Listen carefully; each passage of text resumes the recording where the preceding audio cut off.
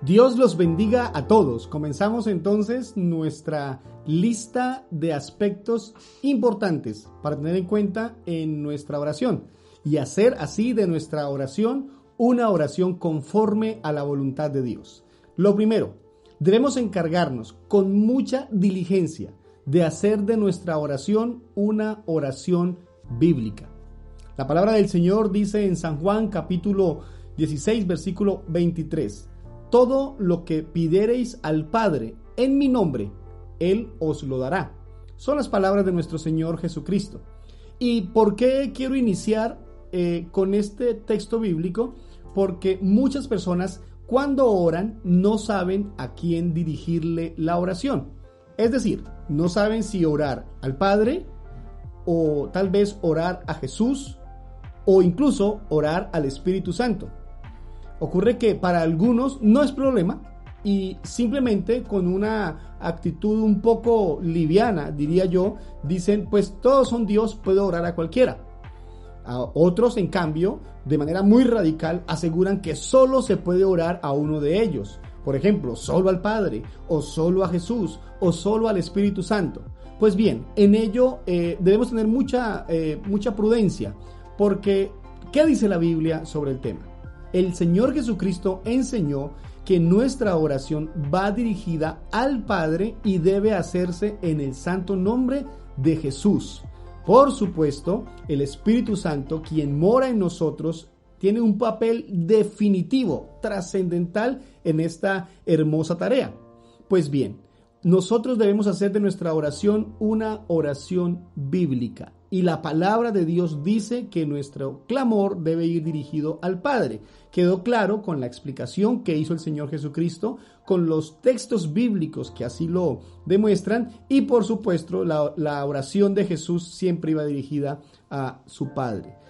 Sin embargo, debo aclarar que no es que se esté pecando por orar al Espíritu Santo o por orar a Jesús. No estamos faltándole a Dios o irrespetándolo o blasfemando. No. Pero si tú estudias la palabra y la palabra te orienta en ese sentido y te dice que la oración va al Padre en el nombre de Jesús, por supuesto es lo correcto, es lo que debemos hacer. La palabra del Señor nos invita y nos enseña a orar. Lo hizo el Señor Jesucristo con los apóstoles y sus discípulos, y hay otra serie de textos que nos hablan justamente de la oración. Santiago capítulo 4 versículo 3 explica: muchos piden pero no reciben, porque piden mal, porque piden para sus propios deleites. Pues bien, les está faltando que su oración sea una oración bíblica. Y muchos quieren usar la oración como la forma de presión a Dios para que, como están orando, Dios está obligado a responder, usando textos mal interpretados. Por ejemplo, la Biblia dice que todo lo que pidieren al Padre, creyendo, Él os lo va a dar. Entonces la gente dice, si yo oro, Él tiene que dármelo. Y le decimos a otros, ore, que si usted ora, Dios tiene que responder. Pues no es así, no es a nuestra manera, no es como nosotros queramos. Tiene que ver todo con el plan y el propósito de Dios. Recuerde, estamos contestando la pregunta ¿cómo orar conforme a la voluntad de Dios? Entonces, para que nuestra oración sea conforme a su voluntad, debe ser, en primer lugar, una oración bíblica. Y les voy a hablar de 5 cosas rápidamente que hacen que nuestra oración sea bíblica. En primer lugar, debemos aprender a utilizar los textos bíblicos y, con base en ellos, hacer una oración correctamente alineada a la palabra de Dios. Para ello hay que conocer las Escrituras, porque algunos tergiversan textos bíblicos, los interpretan mal y luego la persona está orando conforme a esa mala interpretación. Segundo, utilice las promesas que la palabra de Dios nos describe, nos habla, nos enseña, para mencionarlas en su oración. Pero con respecto a las promesas debemos tener algunos cuidados, ser prudentes. Y yo explico esta parte de la siguiente manera. Con respecto a las promesas de Dios y las que mencionamos tanto en nuestras oraciones, debemos tener en cuenta lo siguiente. A algunos les ocurre como los niños que viven en apartamentos. Entonces el padre de una de esas familias llega a la casa y llega a prometerle cosas a sus hijos. Entonces le dice a sus hijos, niños, mañana vamos a irnos a piscina, vamos a disfrutar de nuestras vacaciones, les prometo que vamos a hacer esto o aquello. Los niños se ponen muy felices y los niños de al frente del otro apartamento escuchan la promesa que ese padre le hizo a ellos y también se ponen felices.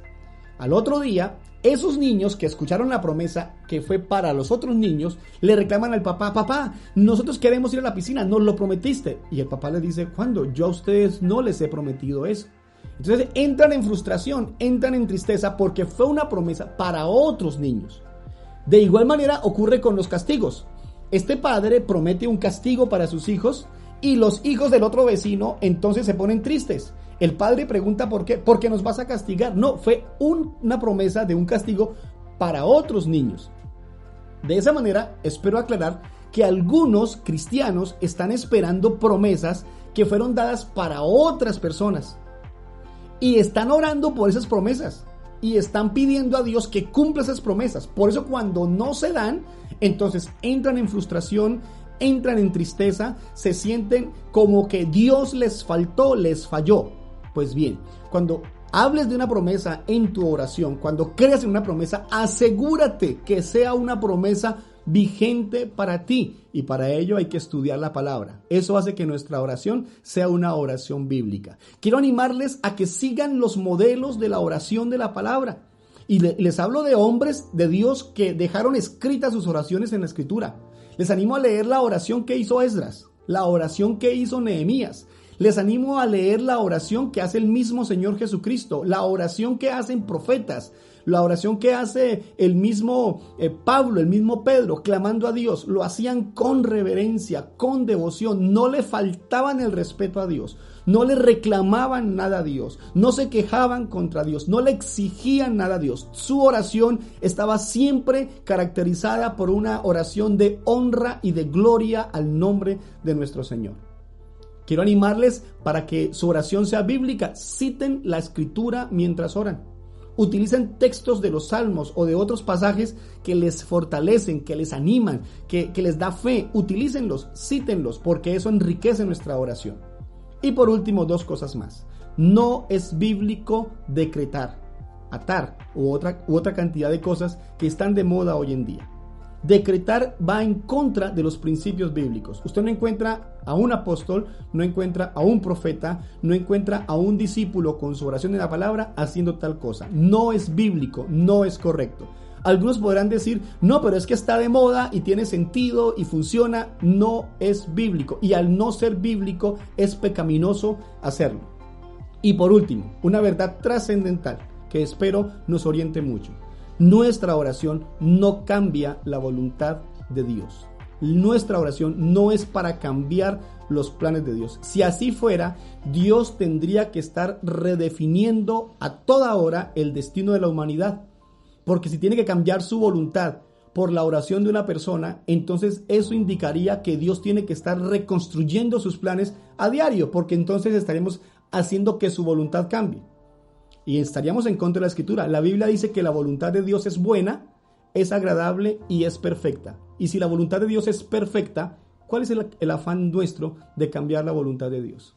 Repito, la voluntad de Dios es buena, agradable y perfecta. Y si es perfecta, ¿por qué quieres cambiarla? La oración no es para cambiar la voluntad de Dios. La oración es para alinearnos con su voluntad. Y de eso seguiremos hablando en los próximos devocionales. ¿Cuál es nuestra conclusión? Asegúrese que su oración es bíblica. Si usted está creciendo en oración, pero no está creciendo en el conocimiento bíblico, hay un desbalance espiritual. Necesitamos crecer de manera integral todo lo que respecta a nuestra vida espiritual, y la lectura de la Biblia y el conocimiento de ella enriquece nuestra oración.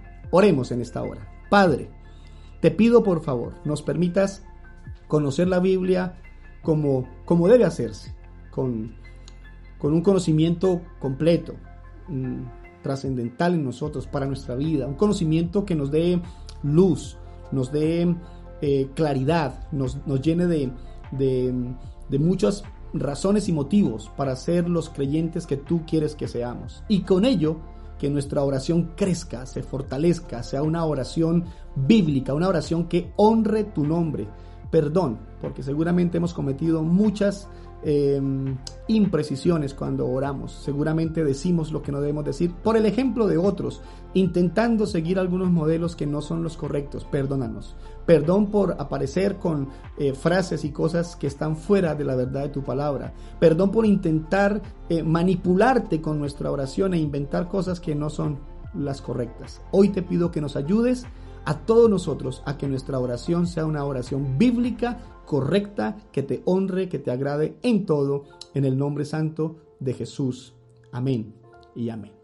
De esta manera estamos concluyendo nuestra primer forma o razón o manera de orar. Estamos hablando de que hagamos una oración bíblica, y ahí vamos a ir construyendo los demás pilares de nuestro tema para que de esa manera juntos oremos conforme a la voluntad de Dios. Dios les bendiga muchísimo. Por favor, comparta esta devocional con otros y por favor no olvide que somos una gran familia cristiana.